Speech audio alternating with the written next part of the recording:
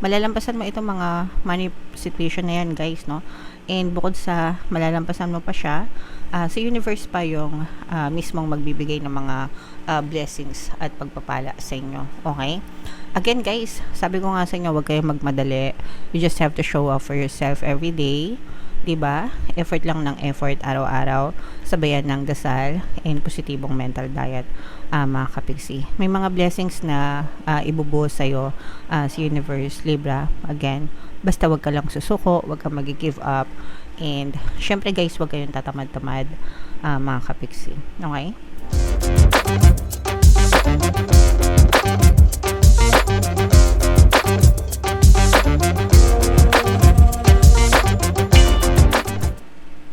Hello guys, hello Libra, welcome back to Pinoy Pixie Tarot. Ang pamagat ng episode natin for tonight is Money Money Come to Me. Ito yung ating money kapalaran guys para ngayong May, para sa Libra, Sun, Moon, Rising, Sign, and Venus.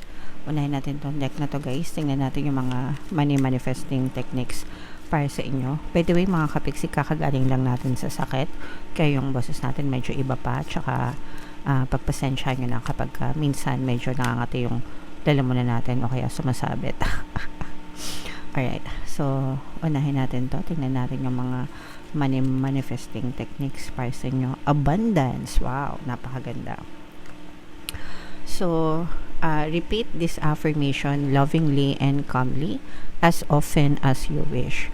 I have everything that I desire. My life overflows with abundance, and I am open to receiving the gifts of the universe now. Truly believe what you are saying. So, eto guys, pwede nyong i-post yung video, screenshot nyo kung gusto nyo guys. Tapos, kopyahin nyo itong statement na yan. I have everything that I desire. My life overflows with abundance, and I am open to receiving the gifts of the universe. Okay?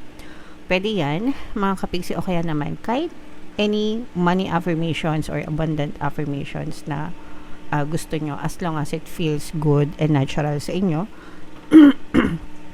So, ang favorite money affirmations na palagi kong sinishare sa inyo guys, una is money money come to me. So, kaya ko yan favorite kasi parang you are inviting the money to come into your life. So, parang iniimbita mo yung pera na pumasok sa buhay mo. Another affirmations is palagi ako may pera and palagi akong nagkakapera. So, it's a very affirmative statement na parang confident ka na palagi ka may pera and palagi kang nagkakapera. Okay? And another affirmation for abundance is I am the king of abundance. I am the queen of abundance. Depende sa gender nyo, mga kapiksi. So, I live by those affirmations, guys. And ever since na nag-start ako mag-conscious affirming, sobrang laki na ng pinagbago ng buhay ko from before up to now. And yun din yung reason kung bakit ko siya sinishare sa inyo, mga kapigsi. Para you can also develop the same habit that I did. And pwede nyong mabago yung buhay nyo. Guys, of course, kailangan sabayan nyo ng pagdadasal and then pagkilos, no? Of course, guys, nasa Diyos ang awa, nasa tao ang gawa, and sabayan nyo ng positibong mental diet, mga kapiksi. Kapag ginawa nyo yan, tatlong yan, guys, no? Walang makakapigil sa pag-asenso at pag-unlad sa buhay nyo, guys, okay? Now, you can say the reason kung bakit tayo nag-state ng affirmations or kung bakit natin sinasabi to guys is para ma-reprogram yung inyong subconscious mind, mga kapiksi, because kung ano yung natatanim sa inyong subconscious mind, yun yung napupush out sa inyong physical reality, mga kapiksi. Okay?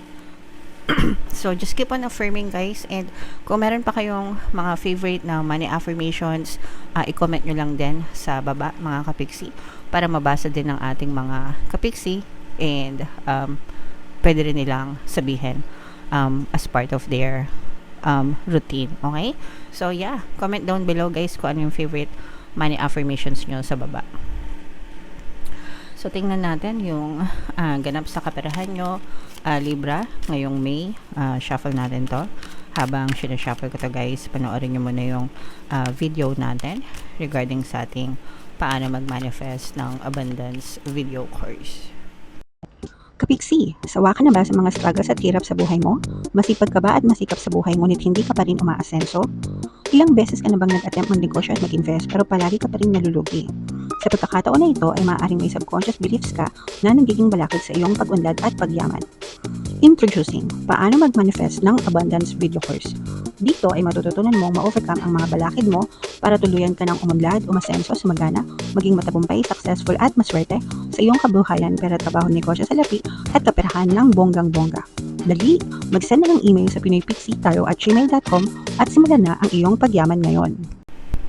Alright, so sa lahat ng gusto mag-avail ng mga courses guys, naka-flash sa screen nyo. Una, meron tayong paano mag-manifest ng abundance video course. Meron din tayong paano mawala ang third party at magkaroon ng harmonious na relationship. And meron din tayong paano pabalikin si ex, revise breakup.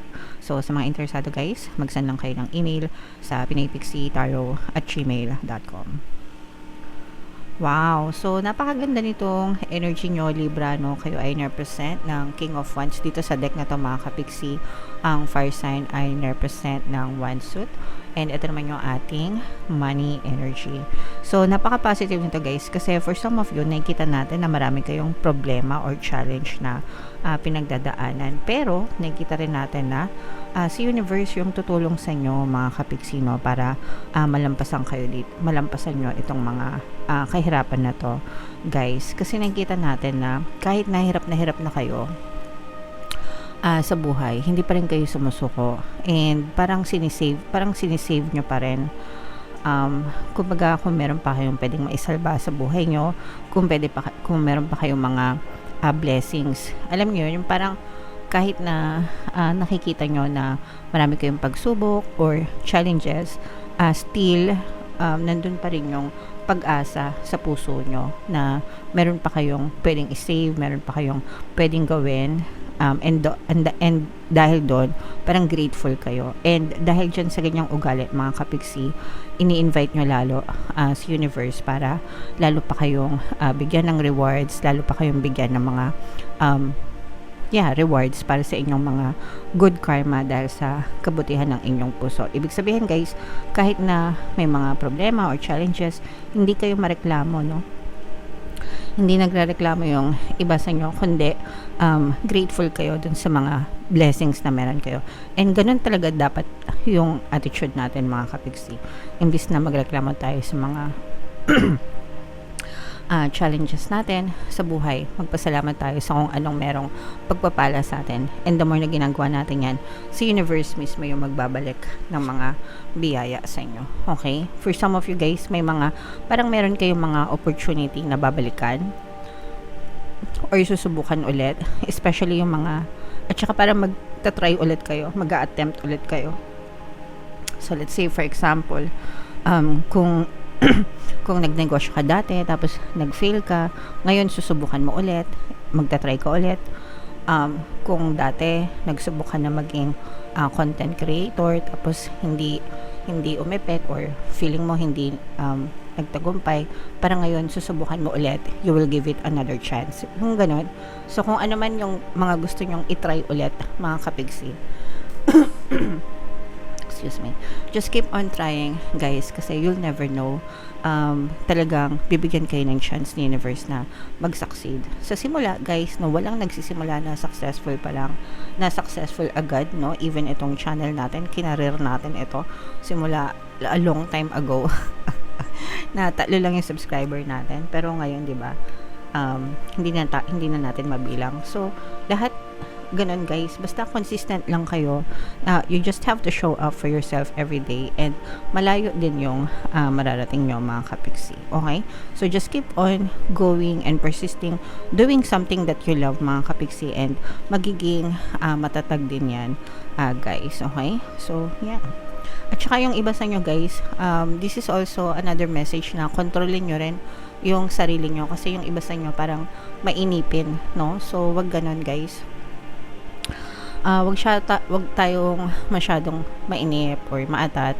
as long as, sabi ko nga, you show up for yourself every day and ginagawa mo naman yung tingin mo na makakabuti para sa'yo. So, wala kang dapat pagsisihan and just continue showing up for yourself every day, mga kapiksi. Okay? Alright. So, what else, guys? Tingnan pa natin. Excuse me. Sorry, guys. Alright. So, dito, guys, no, nakikita natin yung iba medyo nagwo-worry.